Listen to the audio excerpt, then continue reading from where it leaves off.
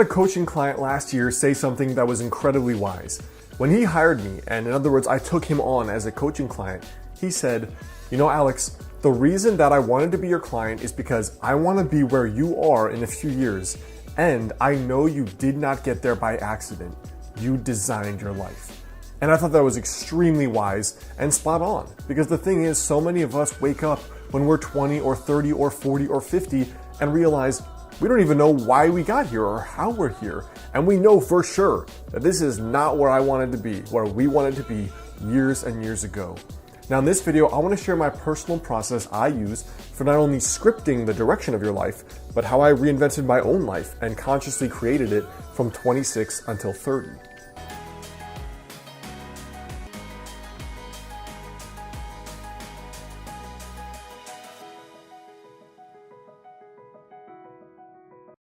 What's up guys, Alex Hine here, author of the book Master the Day. Now in my own life here, really I think that designing your life and making it go forward in the direction you want it to go forward has three parts. And the very first part is the design, the second part is the habits you use or you do on a daily basis, and the third is the follow through or the follow up. In other words, how do you actually stay on track when you get off track? Because half of the game of goal achievement is purely when you get punched in the face, what are you going to do differently to get back up and get back in the fight? Now for me, the first thing is vision. It's basically the design. You know, if you just sit down for a day, you pour a coffee, you get out a piece of paper and you write down what would be the coolest thing that could happen over the next 5 years in my life. If you just do that, you are already ahead of 99% of humanity who show up with no game plan, no vision for the future, no clue what they would like to create besides, you know, I would like more money, or I'd like that girl or that guy, or I'd like a nicer car. There's almost no consciousness or conscious energy given to thinking about what do I want to build in the future? Like what consciously and concretely do I want to improve? So for me, the way that I do that is, first of all, I have a journal where I'm regularly writing down updates for the kind of life that I want to build. You know, it starts with the vision, which makes me think of the fact that the skyscrapers of New York started with a picture in somebody's head. And so did spaceships. And so did curing a difficult disease. And so when I think of it like that, I always make sure I'm consciously creating, even if it is just in my thoughts, even if it's just up there, both in print journals and in a document that I call 5 years from today. So the three things that I use for my yearly envisioning are, one, the yearly envisioning process I've talked about here, which is basically at the start of each year, I write down what is the coolest thing that could happen this year. Like perfect year, no limitations, no just be realistic, but like what would be the coolest thing that could happen? I put it on one piece of paper that's always on my desk every single day, and I review it twice per day. Now from there, that yearly document also has my daily habits, the unique projects I'm working on in each quarter of the year, as well as the things I know that I need to work on to get better, basically, to improve myself. The second thing is the pocket journal I carry around. This for me is always to record things that may change about my thinking, ideas I get when I read or listen to podcasts, as well as little intuitive hunches that come up. So if I'm talking to a friend or I'm reading a book and I'm like, wow, that would be an awesome idea. For example, that's where all my books came from. Wouldn't it be cool too? ... I put it down in this little book. It's just a little 3x5 moleskin that I always carry around with me. And then day by day, I can flip through that and be like, you know what? These were those cool things I wanted to basically manifest and create in my own life. Let me just keep a note of them. The second way I do that is by doing a weekly journal page. Now the weekly journal page is just a strategy page, which I talked about in my recent video on journaling for success. And in that strategy page, it's basically, where are you, Alex? Where do you want to be? And are those habits you're doing every day sufficient enough to actually get you there? So the whole point of this journal page is reflection. You're doing this, are you still on track? If not, what has to change? And then finally, I have this little journal notebook, a digital notebook in Evernote, and it just says 5 years from today. Now, I don't really stick with that idea of 5 years from today, but the point for me is, where do I want to go? In what direction? It could be as simple as moving. Like I know I'm moving to California after I'm done with my doctorate in Portland.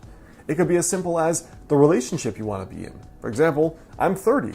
I know that I want to be married by 35, so I can have that there. I know that I want to have a private practice and a traditionally published book and 3-4 vacations per year. I put all of that down where I don't know how I'm going to make it happen yet, but it will happen for sure. I haven't quite fleshed out the process. The point is that you're putting trajectories in your brain and in your subconscious. And when you check that every once in a while, you're kind of like, oh yeah, I knew I wanted to do that, but all right, let's start thinking about how I can actually do it. And almost all of those things come true for me, especially if you regularly review that. Now, the second piece here is your habits. So the daily action steps that you're gonna actually do to make that a reality. Now, I've shared this philosophy many times. It makes up the bulk of my book, Master the Day.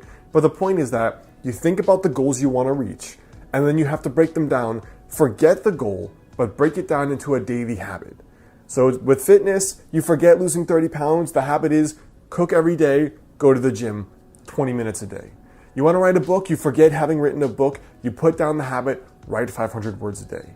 You want to be in an amazing relationship in 2 years, you forget that goal, you put the habit, I'm going to go out to 4 events where I might meet like-minded people.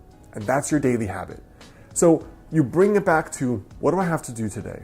Now, the way I track that is a combination of ways. So not only in that yearly visioning document do I put that, I also record it in Evernote. And the reason I do that is because every Thursday, I have a 30 to 45 minute mastermind call.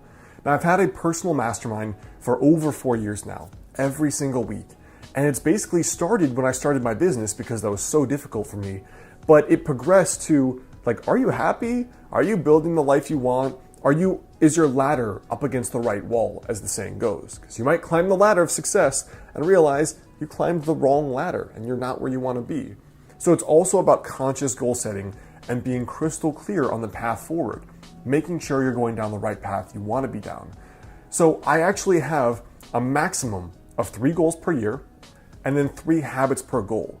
For example, the goals are often much more complex than you think. Like, let's say you've only been sleeping 5 hours a night.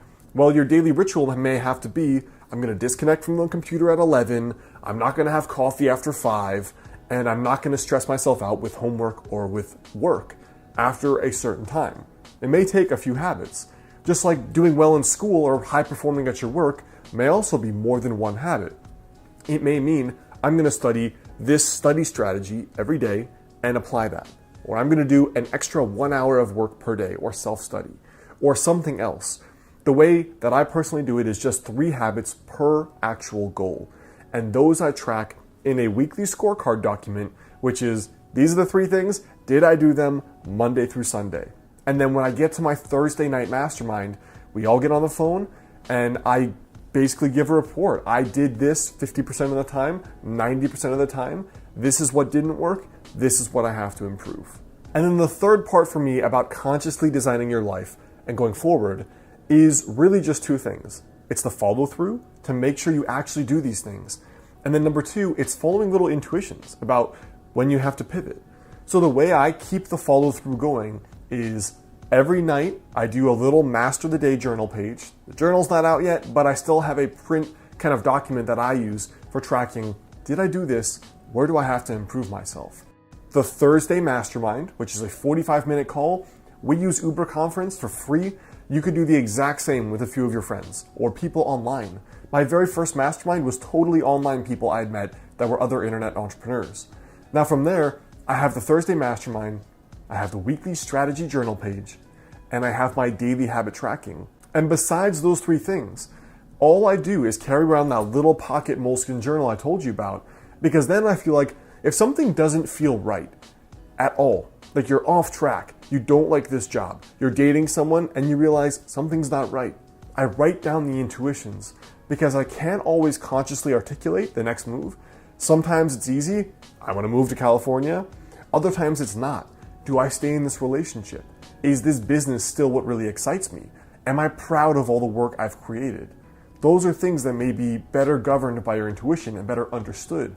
So I just keep a log of all the little intuitive impressions, and then I systematically explore them more, and then I take time to just go through them and see what's behind them and unpack them. So I hope that helps you guys. That's a little bit about my process for consciously scripting your life, which has been my whole shtick for a while. And that's really the thing that made the biggest difference for me going from 24 or 25 where I had done nothing impressive with my life, very average student, hadn't done much besides traveled, to now really contributing and producing a lot and having had a productive life the last 5 or so years. Now, before you go, I want you to leave a comment there below. Let me know for you, if you could consciously script your life, what would be the first thing you think is important? Hey guys, well, one of the things that goes along with being in sage mode, like I talk about here, is being calm and being sage. Now, the Biomat is a pad you can put on your bed or on the floor, which uses technology that was actually discovered by NASA to help you reduce stress and fatigue. Now, it produces negative ions, which are considered nature's energizer. And these negative ions you can find in abundance in places like forests and mountains, waterfalls, and oceans. Now, the Biomat in particular is comprised of 3 parts that helps you have that stress relief and that fatigue relief. Now, the Biomat can also help with pain relief and circulation. It is FDA cleared, and one of the cool things is that it profoundly affects both the nervous system while also promoting deep relaxation. So it kind of has this dual energizing and relaxing effect. Also, the people at the Biomat store recommend and encourage you to call for personalized customer service and advice. It's kind of unique among companies now that basically don't want to deal with you, so that is worth investigating as well. And like some customers have said, it's really restorative. So a direct quote from one person was that it's the world's greatest power nap. Check out the Biomat link here on the screen or in the description box there below if you'd like to find out more information on it.